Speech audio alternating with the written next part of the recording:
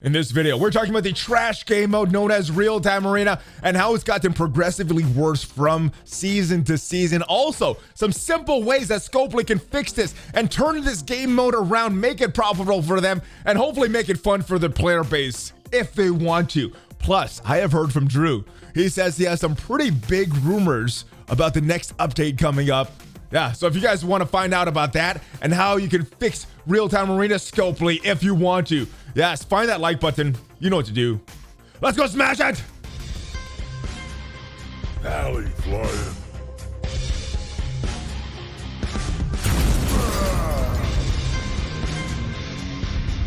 Hello, Valley Maniacs. I am ValleyFlyin. Welcome back to the ValleyFlyin channel. I hope you're staying safe. I hope you're staying warm. I hope you're doing well. And I hope you're ready to find out all about this trash game mode Real-Time Arena, what it has come to, how it is getting worse and worse each season, but also how Scopely can fix this thing if they want to. And we're talking to Drew, the rumor guy, about some upcoming rumors, or some rumors about some things upcoming in Marvel Strike Force. Now, if this is your first time here, guys, or you have not already subscribed, hit that subscribe button for more great Marvel Strike Force content, plus that bell, that notification bell. When you hit that, that lets you know as soon as a new video is uploaded. But let's go back and talk about some history, how Real-Time Arena has gotten worse, and then I'm going to talk about some ways to fix it before we talk to Drew, the rumor guy. Boom. First out, Real-Time Arena. This is from December 11, 2020. This is about a week or so into Real-Time Arena. It was not fun back then, and these were the three big changes that they discussed. First was about the objectives. There's some objectives included that you need to give players more flexibility in how they want to get the reward. So yes, as we've been playing this thing, if you play hard for 3 seasons, you don't need to play that fourth, or hard for 3 weeks, you don't have to play that 4th week. But yes, people are complaining they aren't able to hit all of the objectives. With that feedback, we do agree that including legendary characters as an objective disproportionately puts newer players at a disadvantage. Now, since then, they have not included legendary characters as far as I know. I have not seen any in my objectives. I have not heard reports from the community. So they have done this, but they've also included newer characters. I know. I was just talking to Goofy Rexy yesterday. He said he had a Shadowland requirement. And as we know, there's 3 Shadowland characters in the game right now, but not a full team. We still don't have White Tiger or Moon Knight in the game as we speak. So they kind of did this. They kind of addressed this, but they also kind of didn't. They're talking about feedback regarding imbalances of power levels paired for battles. Matchmaking. Matchmaking is one of the worst things in Real-Time Arena, and I got it handed to them around this time, around December 10th, and it's baffling to think this was about 2 months ago, but around this time, it seemed that the matchmaking was improved. It seemed to be based more on the teams that you're taking into battle, not your total collection power, but since then, as we know, this matchmaking is horrible. Huge punch-ups, 400, 500k. There's some even more crazier imbalances, but yeah, most of the times I'm going to the battle, I'm punching up over 100k. I don't know what your experience is like, guys, but yeah, the matchmaking has been totally bad.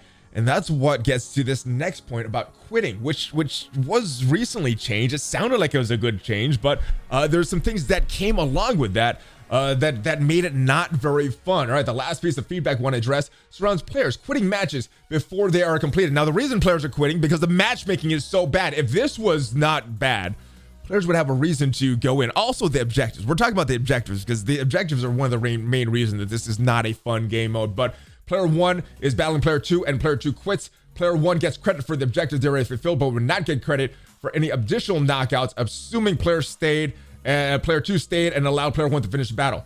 In future updates, which just happened, if player 1 player quits an active Real-Time Arena battle, the AI will take over for that player, allowing the player to continue this match. I'm not sure why this took 2 seasons for them to fix this, but they did fix this, but they also introduced a new mechanic that was not good. Let's take a look at what happened between season 1 and season 3 now, or season 2, because we had some objectives in there. A lot of knockouts. A lot of knockouts were in there, but as of season 2, we got a lot of abilities that were used, and this made it even worse because people are taking it, and I know myself, I'm taking in characters to fulfill these objectives so I could get these rating tokens, so I could get these T1 ion requirements, but that makes the battles so bad, especially if I'm using characters that have real low speed and high cooldowns like a She-Hulk or Night Nurse. I don't know how many battles I have to go in with Night Nurse just to get her to use one ability, but especially with this bad matchmaking. But yeah, instead of all these knockouts, they removed these knockouts, 350, these milestones for the knockouts, all these new objectives, and they're reducing some of these objectives here. That was what happened between season 1 and season 2. Made it a little worse because of the way these objectives were in. And then season 3, we got this big one, real-time arena changes. This just happened February 2nd. In the 5.1 release, quitting before a match, the victory screen no longer reward objectives, rating levels. That is not bad, because if you have a bad matchmaking scenario, you could quit the match right away. You wouldn't have got any objectives anyway, and you could just go do your real match. Additionally, the AI will now take over for the opposition's team and leave the match early. That is good. So there's no penalty for the player that you're playing against when you quit. The bad thing, though, and this was not addressed in the latest blog with the community address, is that when you quit a match, you have to wait for that first match to quit to end before you could do another match. And if the other player is just on auto, have not started a battle, if one of the reasons you quit is because the other player is not taking their turns and you want to get a new match, well, you cannot do that right now with the way this system is set up. And reading over this again, I thought this was a good thing, but reading over this again, that timer thing was not even addressed. So who knows, maybe season 4, you can still get your objectives. I don't think that was what people were complaining about. People were complaining about the timer here. So let's take a look at this. Also in 5.1, we made a change to allow the AI to continue a match if the opponent quits. That is good. That was well needed. And this probably could have been noticed if there was some play testing done on ISO 8, which I think is a huge problem with ISO 8. I did notice a few things with ISO 8. Mobile Gamer and I myself did have a preview of this ISO 8 system. We didn't get a hands-on preview. We didn't get to test this firsthand, but we did see a few elements and we thought it looked good. We gave some feedback to some things that we thought didn't look good. None of the feedback was really taken. None of it was really implemented. So yeah, I guess there was sort of some feedback that was given, but not a lot. It needed a lot more. It needed some actual real play testing, not just some looking at screenshots, looking at certain things in the game.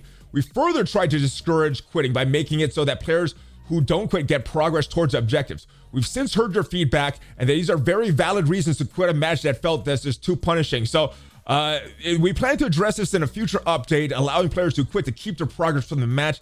The big thing isn't the progress from the match, though. The big thing is the timers. If I quit a match, I want to be able to go into a match right away, and it doesn't affect my opponent now that the AI is taking over for that. This is just bad. This is just bad game design, and this is not really knowing what the huge issue is. The huge issue is not the objective. The issue is the timer. So what is the solution? Let's go into the game right now and see what the objectives are. Well, if you see my daily objectives here, I have knockout objectives and winning objectives. Winning. Importance on winning. This is what this game mode needs. Now, what is making it bad is using these abilities only in real-time arena, which means that people are going in, like myself, just throwing this thing on auto. I think most people just do this thing on auto. Some people forget to put this on auto, and it causes a huge time delay, which means that if you're going into a match right now with someone quits, and you want to quit to get another match, well, it doesn't matter. You're just wasting your time because of the way that it is set up right now. So all these abilities, use the abilities, Brawler, use these abilities, Protector, use abilities from Cyclops, use abilities from Punisher. All of these things are tied to Battle Pass right now, and people are doing real-time arena because the rewards are so good. But if these were taken out, keep these knockouts in, keep the win matches in, abilities extended to other game modes. This has been something that people have been wanting since season 1. This is one of the huge issues that the community was mentioning since season 1. Never really been acknowledged by the devs that this is an issue, except for this interview with Cerebro that I did a few weeks ago. He said that the devs were open to extending this to other game modes, and I think this is something that needs to be done. They're already talking about this at Scopely, extending to other game modes. I think this would make this a much more engaging experience if we could get this battle pass, still get these awesome rewards, because I think a lot of the reason they do this is because of the awesome rewards. If these other rewards, these awesome rewards, were tied to other game modes like Raid, like Blitz, Arena, War, people could use these military characters, Cyclops, Punisher, all these things in other game modes, and get some fun in the game mode that they want to, and not be forced to play this thing, because the devs did admit 2/3 of the community did not like this real-time PvP, this arena, this PvP system right now, and they've extended it to this real-time arena, and they've made it so that if you want these rewards, you have to do this on a daily basis. Not fun. So first thing, extending to other game modes. Extend these abilities to raids, extend it to blitz, extend it to war. Keep these knockouts here. The reason you keep these knockouts here is because it focuses on winning. When you're focused on winning, you're not just going to throw this on auto. You're not just going to go in with the crappiest team to try to use these abilities. You're going to focus on trying to win the match, trying to kill your opponent. And that is what makes the competitiveness of this game mode fun. So focus on winning. Keep these knockouts. Make sure they're just in these. Now, how many abilities should we have to use? I am not sure, but Scopely monitors the data and they know how much an average player spends in the game on a daily basis. It should be based something around that. If you're doing like what an average player does as far as time in the game, doing your raids, doing your blitzes, you should have no problem getting all of these abilities used and getting the abilities used from these different classes, from the different characters as well. I think those two changes can make a big difference because one, people are not forced to play real-time arena. The people that are playing real-time arena will be the people that want to play real-time arena because they could get this battle pass rewards in other game modes. I think that would be huge for this.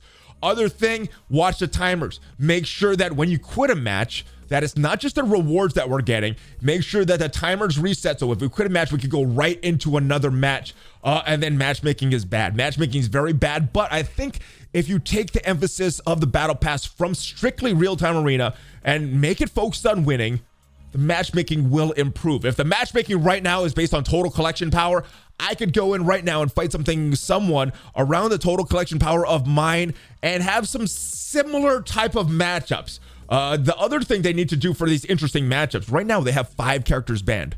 On a weekly basis, I think they should extend this to 10 characters.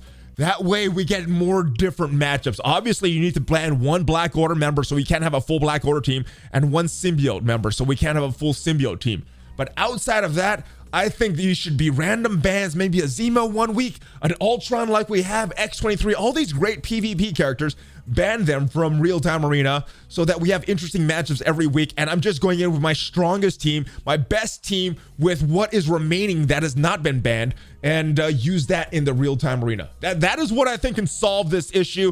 I don't know if these changes are too simple to make this an engaging game mode. I don't know if this game mode is so screwed up that it's beyond repair, but I think these simple changes are at least worth doing before they totally scrap this game mode. I know some man hours went into this. They need to make their profits back with this battle pass, but I think tying it to other game modes would help this and may even help this real-time arena. This could just be a wash, guys. That is it for my thoughts on real-time arena. Let me know your thoughts. But now it is time to talk to Drew. I don't know what he has for us, guys. So Drew, the rumor guy, what new exciting hype rumors do you have for us today? Oh, Valley, I hope the snow isn't bothering you too bad, mate. I'm taking a holiday at the beach today because I am Drew, the rumor guy, and I am back because I have heard the name of 3 brand new characters coming to Marvel Strike Force, and word is all 3 coming in the next update. Now, one of them is looking to hang 10 on the AG and could have some very strong synergy with a well-established family already in Marvel Strike Force. And the other 2, they're both mutants. Both have been a part of the X Factor in the comics. One's a bloke, one is a Sheila, and both were mentioned by you, mate, in your mailbag video a couple days ago, and both dismissed by you, mate, so you may want to go back and reevaluate your opinion on who you think is coming next, and then you let me know who you think it is. And all of you out there, you let me know who you think it is as well in the comments. That's it for me. It is frothy time, but don't worry, I'll be back. All right, so I do remember a question about X Factor. The only member from that question that I remember off the top of my head is Havoc, because he's Cyclops' brother. But if you're saying that, I was totally wrong on my opinion on that. Maybe it's not Havoc. Maybe it's one of those other characters from that question. I'll have to go back and look at that question and see who else was mentioned there. But let me know your thoughts, guys. Who do you think is coming? Who is that first character, that non-mutant character that he was talking about? And who do you think these 2 other mutants are? Maybe they're part of X Factor, maybe they're not. Let me know your opinion and let me know who you think these characters are, guys. I will see you next time. Hopefully Drew has more hints for us and can reveal more of these characters that are coming. In the meantime, check out some of my other videos. Check me out on social media and give me a Hulk fist bump, baby. Oh yeah. ValleyFlyin out. Have a great day, guys.